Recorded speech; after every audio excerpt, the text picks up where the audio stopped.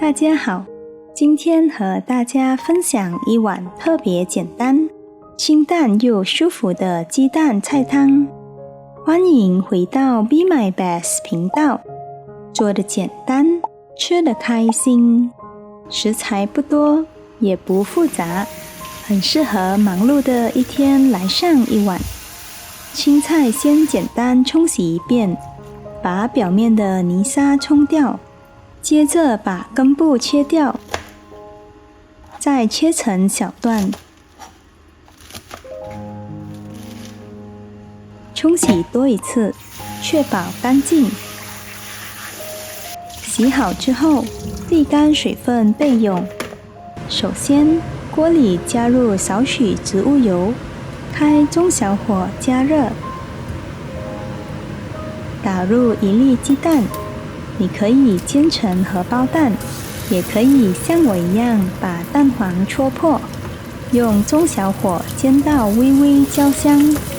鸡蛋煎到你喜欢的熟度后，倒入250毫升热水，盖上锅盖煮1分钟，汤汁就会变得奶白的。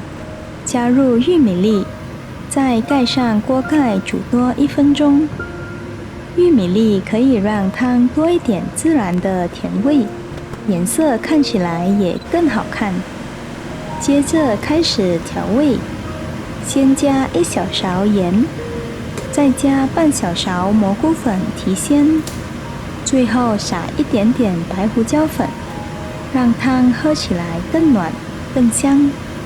调味可以根据自己的口味来，不用一次加太多。最后加入青菜，轻轻搅拌一下，让所有材料混合均匀。青菜下锅后很快就会变软，所以不用煮太久，大概半分钟到1分钟左右就可以出锅了。这道鸡蛋菜汤真的很简单，但味道清爽，不油腻，喝起来很舒服。无论是配米饭，还是单独当一碗汤，甚至加入喜欢的面类，都很合适。如果你也喜欢这种简单又家常的料理，欢迎点赞、留言，还有订阅我的频道。我们下期见。